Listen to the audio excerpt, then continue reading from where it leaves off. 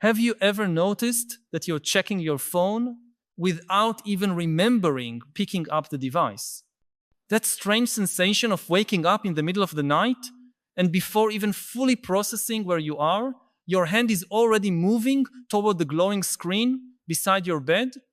Or perhaps you've noticed how during an important conversation with someone you love, part of your mind is still thinking about the notification that just arrived, creating an internal division that makes you feel both present and absent at the same time. If these moments resonate with your experience, you are not alone in a struggle that goes far beyond simple questions of self-control or personal discipline. What you are feeling is the reflection of one of the most profound and disturbing transformations in human history, a change so radical in the nature of our attention and consciousness that many of the most perceptive people of our time are quietly withdrawing from the digital world, not out of nostalgia or resistance to progress, but from a visceral understanding that something fundamental about what it means to be human is at stake. For centuries, the evolution of human consciousness followed a relatively predictable pattern. We developed tools that extended our physical capabilities from the wheel to industrial machines, but our fundamental mental processes remained relatively untouched for millennia. An 18th century farmer still thought, processed information, and formed relationships in ways that would be recognizable to his ancestors from 2,000 years before.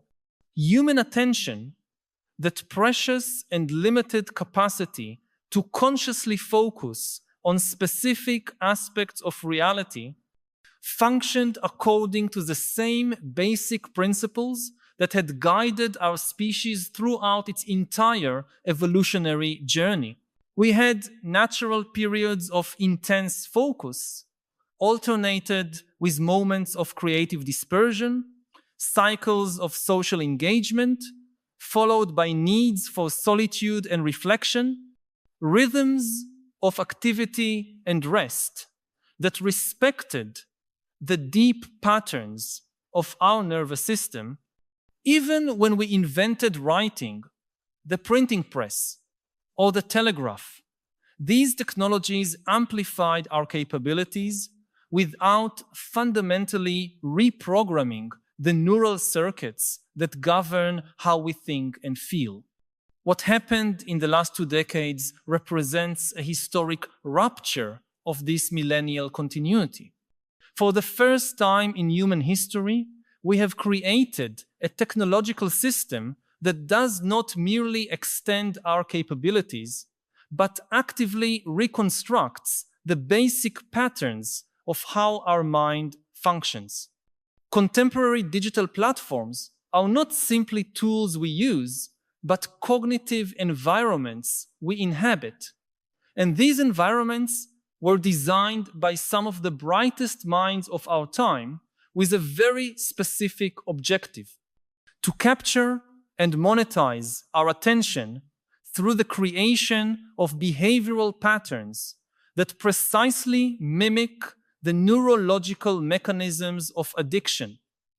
Every infinite scroll, every strategically timed notification, every recommendation algorithm has been refined through billions of human interactions to maximize what designers call engagement time, an elegant euphemism for describing the ability to make us unable to stop using their products, even when this causes us evident suffering.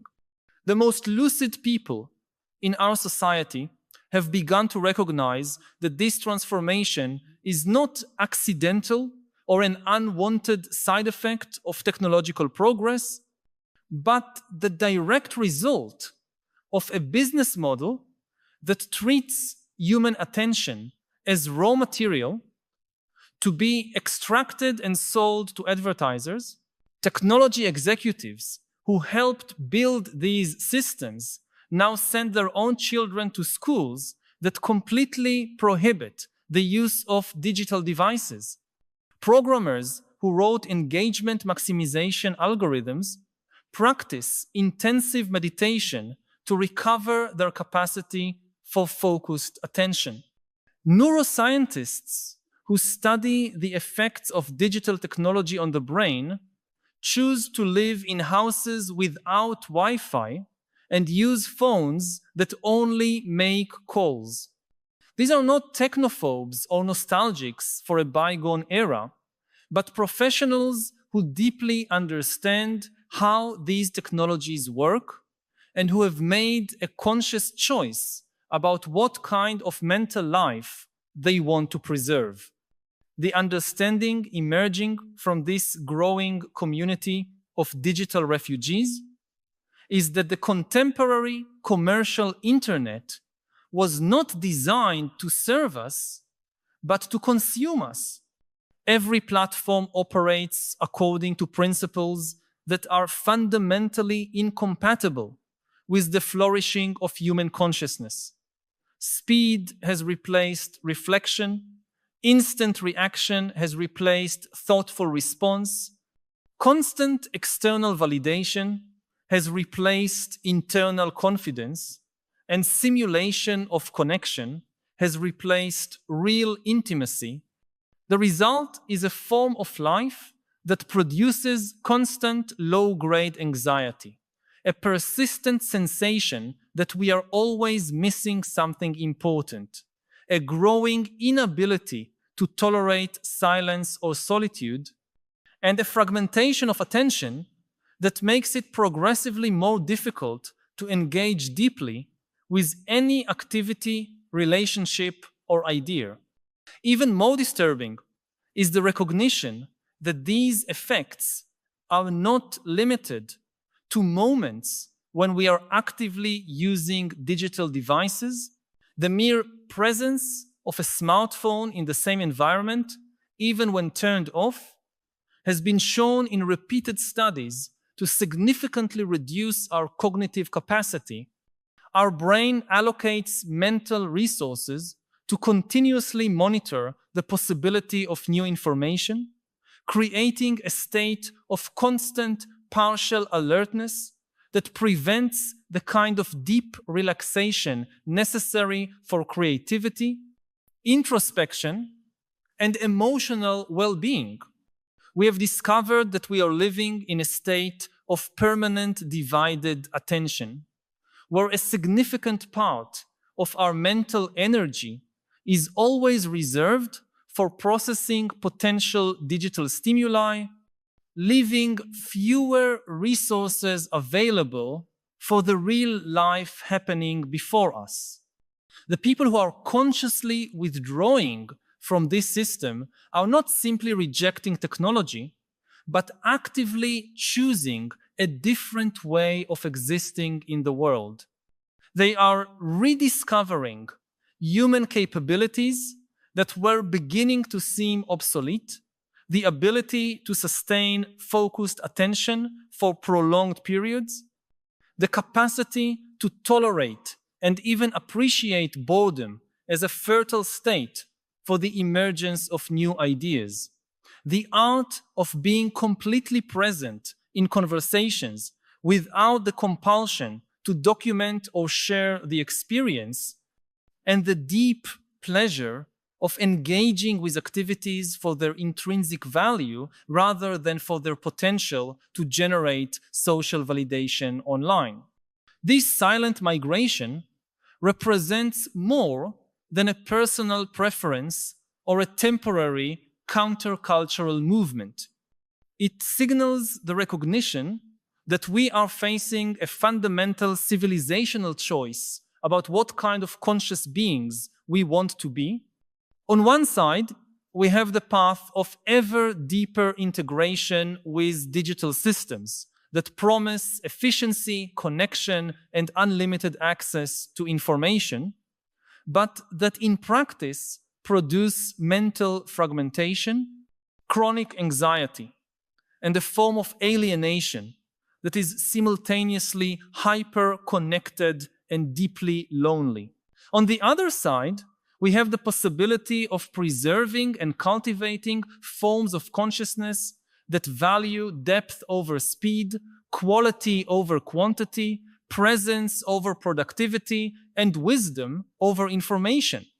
What makes this choice particularly urgent is that we are rapidly approaching a tipping point where the generations that grew up before the commercial internet will begin to represent an increasingly smaller minority of the population.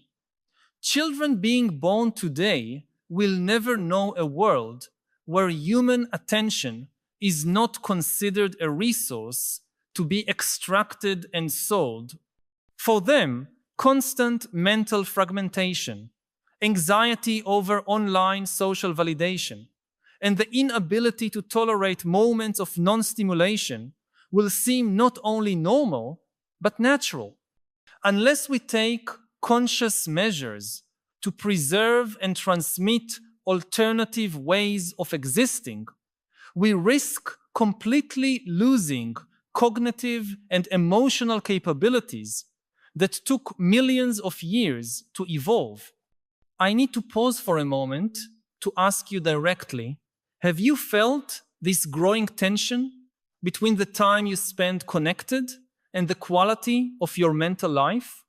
That sensation that even when you manage to step away from screens, something in your ability to concentrate, to feel simple pleasure, or to be truly present has changed in a way that is difficult to articulate?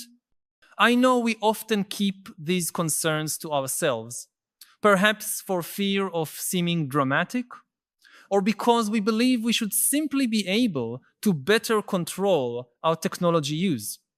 But if this feeling resonates with you, share your experience in the comments. It can be as simple as writing, "I feel the technology changed my mind when." Your honesty may be exactly what another person needs to read today to understand that they are not alone in this experience and that questioning these systems is not weakness, but lucidity. The digital refugees who are emerging are not proposing a romantic return to a pre-technological era, but a more conscious and intentional relationship with the tools they choose to use. They are creating physical and mental spaces that operate according to different principles. Homes where technology serves specific functions without dominating the environment, daily routines that include significant periods of digital disconnection, contemplative practices that strengthen the capacity for sustained attention, and relationships that prioritize mutual presence over shared documentation. This is not about purism or perfectionism, but about recognizing that human consciousness, like any complex system, requires specific conditions to flourish, and that these conditions are becoming progressively rarer in the contemporary world. This understanding is beginning to influence fields that go far beyond personal technology. Schools are experimenting with curricula that teach digital hygiene as an essential life skill. Companies are redesigning work environments to include technology-free zones where creativity and deep collaboration can emerge. Architects are designing spaces that encourage ways of life that do not depend on constant digital stimulation. Therapists are developing new treatment modalities to address forms of anxiety and depression that seem to be directly related to intensive use of digital technology.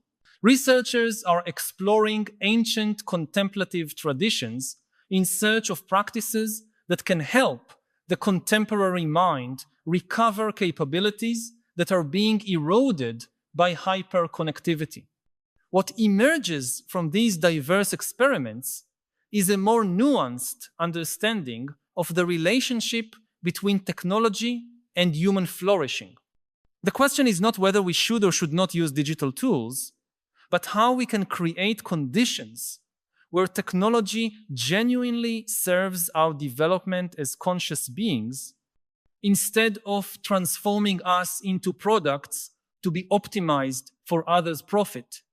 This requires not only individual changes, but a fundamental re-evaluation of the business models that sustain the contemporary digital economy.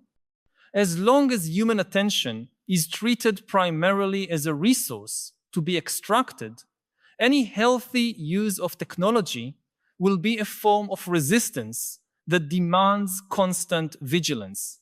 The most lucid people are beginning to understand that preserving mental sanity in the 21st century may require the same kind of consciousness and care that our ancestors applied to preserving physical health in hostile environments.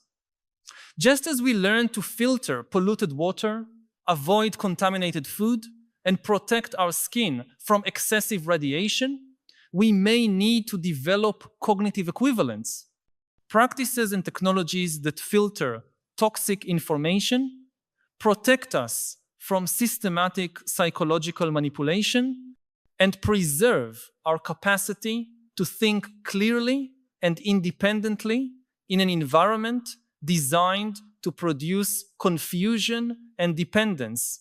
This is not a battle that can be won through individual willpower or personal productivity strategies. It requires a collective understanding that we are facing a form of pollution that affects not the air we breathe or the water we drink, but the very medium through which we experience reality. And like other forms of pollution, it disproportionately affects those with fewer resources to protect themselves, creating a new form of inequality where access to focused attention and mental peace becomes a privilege rather than a basic human right. The future unfolding before us presents two divergent trajectories. In one, we accept constant mental fragmentation as the inevitable price of modern life and adapt our expectations about what it means to have a healthy and functional mind. In this trajectory, the capacity for sustained attention, tolerance for solitude, and the ability to engage deeply with complex ideas become historical curiosities, preserved perhaps in some specialized niches, but irrelevant to most people's experience. The other trajectory involves recognizing that certain cognitive and emotional capabilities are too precious to be sacrificed on the altar of digital convenience, and working consciously to preserve and transmit these capabilities to future generations. The choice between these trajectories will not be made through government policies or corporate decisions. Although these factors are important, it will be made through millions of individual decisions about how we want to live, what kind of mind we want to cultivate, and what values we want to incorporate into the basic structures of our daily life. The people who are choosing to step away from digital hyperconnectivity are not fleeing from the future, but taking a stance on what kind of future they want to help create. They are preserving human capabilities that may seem obsolete today, but that may be essential for navigating even greater challenges awaiting our species.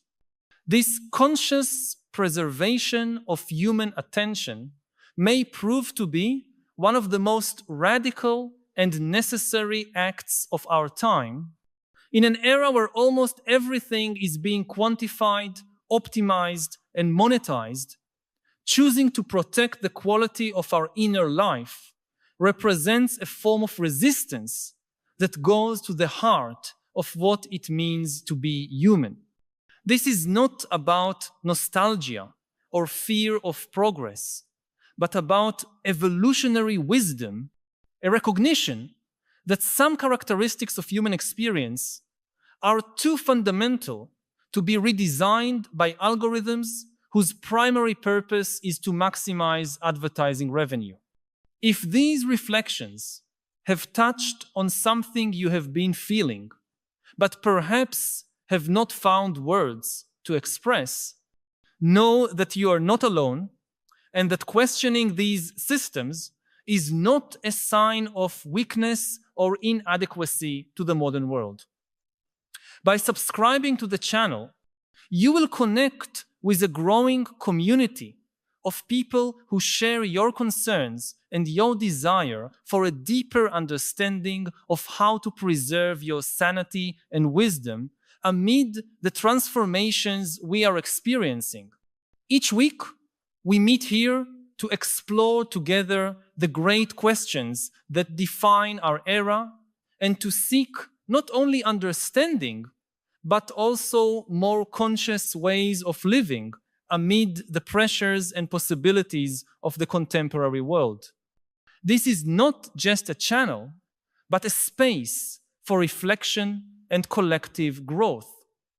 For those who recognize that our inner life is too precious to be left to chance, join us in this continuous journey of preserving and cultivating what is most essential in human experience, the silent movement of those who are choosing a more conscious relationship with digital technology may represent the seeds of a broader cultural transformation.